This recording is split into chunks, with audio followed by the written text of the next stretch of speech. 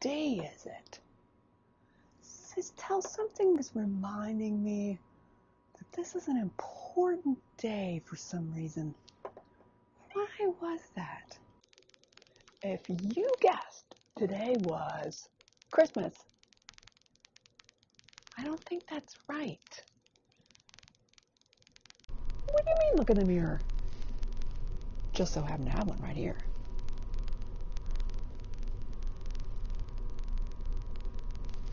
Easter? Oh. Good morning, class. It's Easter. Easter. I hope you're all wearing a special light-up crown just like this.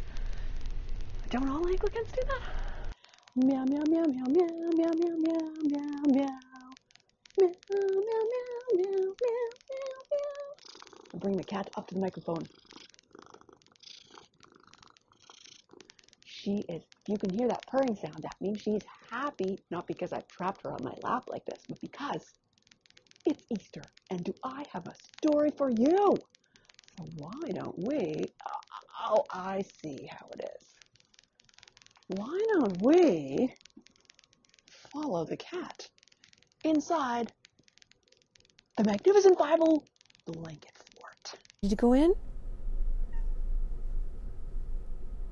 Come on, everybody. Let's see if we can all squeeze in here together. Oh, my goodness. Yep, let's go this way. And, oh, man. Where is the light switch? Oh, looks like it's that time in the morning when it's so early that the moon is still out. And someone is making a journey in this very early morning on the first day of the week. That person is Mary Magdalen. She was a very good friend of Jesus. And she was rushing because it was after the crucifixion and this was the very first day she could go to see Jesus' body at the tomb. So she was hurrying there as fast as she could. But when she got there, she discovered that the stone that was in front of the tomb was missing. It had been rolled away. She thought about what this might mean and was afraid that someone had stolen Jesus' body. So she thought about it and she ran.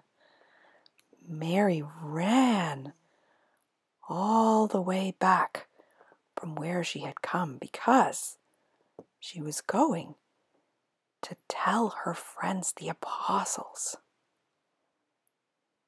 She got there and she said, Guys, the stone at the tomb, it's been rolled away and Jesus' body's not in the tomb. And they thought, did Mary go crazy?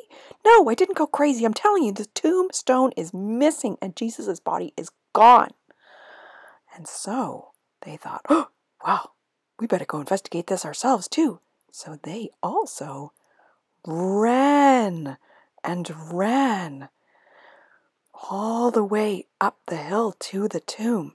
And there, the first disciple, John, got there a little faster than his friend, and he looked, and it was everything that Mary Magdalen had said. No stone, no Jesus. And then Peter, who came a little later, stooped right down to look right inside the tomb, and then he just went in. And he saw that the cloth that was used to cover Jesus' face was rolled up and put in a separate spot. John came to look at it too. So the disciples marveled at what they had seen. And they left, going back to their homes, not understanding from the scripture that Jesus had to rise from the dead. But Mary stood outside the tomb, crying. She was sad. And when she went to look inside the tomb herself, she suddenly saw 2 angels. And the angels said to her, Woman, why are you weeping? And she said, They've taken my Lord, and I don't know what they've done with him. And still crying, she turned away from the tomb and noticed there was somebody in the garden. And the man came over and he said, "Woman, why are you crying? Who are you looking for?" And Mary said, "Oh, sir, if you've carried him away, tell me where you've put him, and I will go and get him." And the man said, "Mary." And she realized it was Jesus. So Mary said, "Teacher?" And she ran over there and hung onto him. And Jesus said, "Don't hang on to me. I have not yet gone up to the Father. Instead, I need you to run to the disciples and go tell them that I am ascending to my Father and your Father, to my God and your God." And so Mary Magdalene ran to the disciples with the news that Jesus Christ had risen from the dead, and he brought salvation to all the world. Wow! Did you see that? Unfortunately, my crown kind of came apart underneath the fort, so I will be laying it aside temporarily.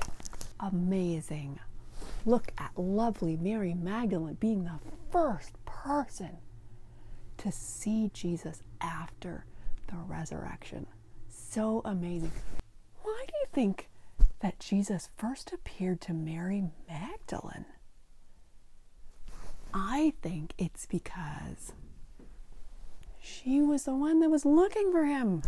She was definitely, everybody was hoping to see him, of course, but she was the one who was actively searching him out. She's like, "I'm going to the tomb at the first moment I possibly can, and I'm going to hang around here and ask some questions." Even running into two angels inside the tomb, she was like, "Oh yeah, hey, whatever. Oh, you don't know really where he is? Oh, excuse me, I'm going to go ask this gardener."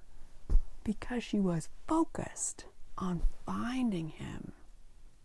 And that, my dear young friends, is how you find the risen Lord. Let's see what the gigantic Bible says about it. I can't even lift it. It's so heavy. Do you know whose Bible this was? My grandfather's. That's the most exercise I've had this quarantine. This is Jesus talking in the book of Matthew. He is saying, "Ask, and it will be given to you. Seek, and you will find. Knock, and it will be opened to you." Which means you want to talk to God, you want to see God, you want to hang out with God, you want to know something about God, go looking for him, just like Mary Magdalene did. Wasn't looking good because it was right after the a little bit after the crucifixion, but she went to go look for him, and he came to her.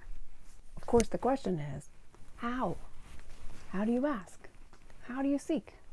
How do you knock?